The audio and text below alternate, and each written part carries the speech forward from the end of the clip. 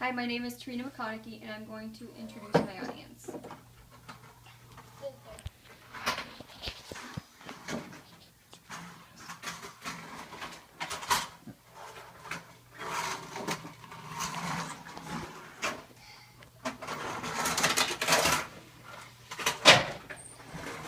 Have you ever imagined the perfect child?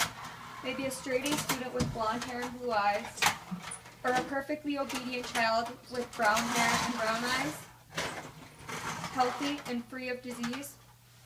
What if there is a way to get rid of disease before an embryo became a person? Would you do it, or would the cost outweigh the benefits of living in a genetically perfect world? And can anyone really define the perfect baby? There are a few different ways to tinker with genetics. The study of genetics has gone a long way in the last few decades. According to Michael Lemonick of Time magazine, it started with in vitro fertilization, IVF, which paved the way for pre-implantation genetic diagnosis, PGD.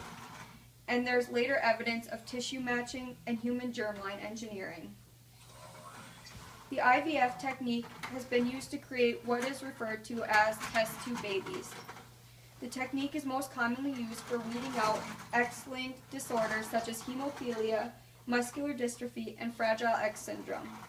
The first couple to use it was trying to escape a deadly disease called hydrocephalus, or water on the brain. But there are also many families who are looking to use it to even out their families. And now that parents know that this technology is available, there are some clinics that will let them use it, and it might be too late to go back. According to biologist Lee Silver of Princeton University, when the world first learned about IVF 2 decades ago, it was horrifying to most people, and most said that they wouldn't use it even if they were infertile. But the growing demand makes it socially acceptable. IVF has also created its own set of problems, such as custody battles over fertilized embryos that were frozen but never used, questions about what to do with embryos left over after successful pregnancy, and increased risk posed of multiple births. Leslie A. Prey of Nature magazine defines reprogenetics as the combined use of reproductive and genetic technologies to select and someday even genetically modify embryos before implantation, not for health, but for the sake of improvement. Reprogenetics is an offshoot of an established medical procedure, PGD, which allows couples at risk of transmitting genetic disease to ensure future children are unaffected by the disease without going through the process of prenatal diagnosis, which is the testing of fetal tissue for the presence of disease genes and being forced to make the difficult decision regarding pregnancy termination. PGD involves extracting a single cell from an 8-cell embryo, created via in vitro, and analyzing data of the single cell for the presence of one or more disease-associated genetic alterations. And then only those embryos without the disease mutation are implanted in the mother's uterus. If there were a family history of muscular dystrophy, for example, parents might choose to undergo PGD to identify the female versus the male embryos, and then only have the female embryos implanted. PGD has now expanded from embryo sexting to single gene diagnostic testing, such as for Huntington's disease, and it is now used for 170 different conditions. And a third, more controversial use involves screening for chromosomally abnormal embryos in an effort to improve the relatively low pregnancy rates and decrease the relatively high miscarriage rates associated with IVF procedures. And most recently, and even more controversial, at least 2 British couples have relied on PGD to screen embryos for the presence of BRCA mutations associated with the risk of breast cancer. But people who develop breast cancer usually have 40 to 50 healthy years of life before developing the illness. And Stephen C. Baird, says one of the most controversial issues is gender selection just for the sake of being able to choose the gender of the baby. PGD allows parents to choose the child they want, not simply just reject the children that they do not want. And according to Dr. Hayes, if misapplied, these technologies would exacerbate existing inequalities and reinforce existing modes of discrimination. The development and commercial marketing of human genetic modification would likely spark a techno-eugenic rat race.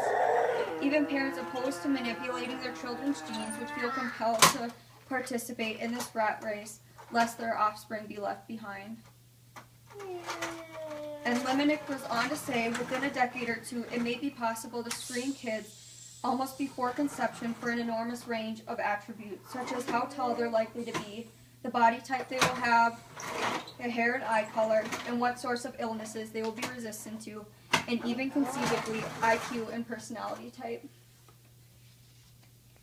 Parents may someday be able to go beyond weeding out the undesirable traits and start actually inserting the traits that they want in their babies, even perhaps ones that were crafted in the lab.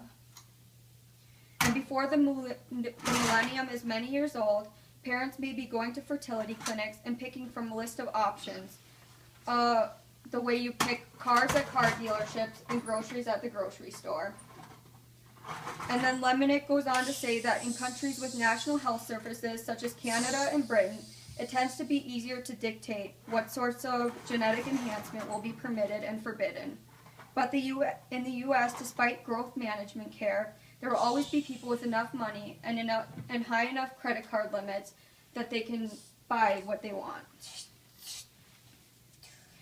And then Baird goes on to say that once humans begin genetically engineering children for desired traits, we will have crossed the threshold of no return.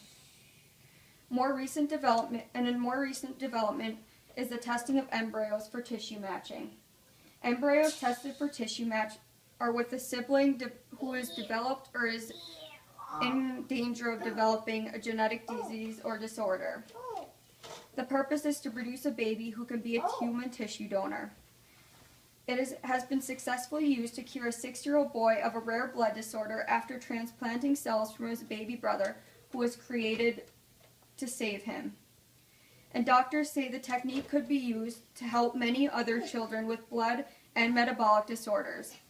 But critics say creating a baby in order to treat a sick sibling raises ethical questions. And the question is this the beginning of a slippery slope towards designer or spare parts babies? And the last step in disease elimination is to attempt to refine a process known as human germline engineering or human germline modification. Whereas PGD affects only immediate offspring, germline engineering seeks to affect the genes that are carried in ova and sperm, thus eliminating the disease or disorder from all future generations, making it no longer inheritable. The possibilities for germline engineering go beyond the elimination of disease and open the door for modification to the human longevity, increased intelligence, increased muscle mass, and many other types of genetic enhancements. And the application is by far consequential because it opens the door to the alteration of the human species. And doesn't this all begin to contradict what it means to be human?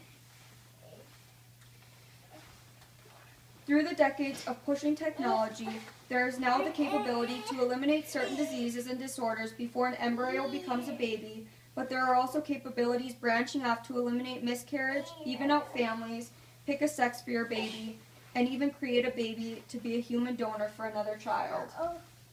And all this may soon open the door to bigger capabilities, such as designing a baby for your liking and even modifying the human race.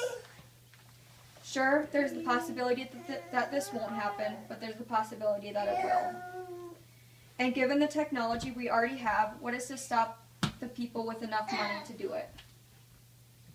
And once one person starts, will everyone follow? With the cost and ethical issues adding up, is it worth it?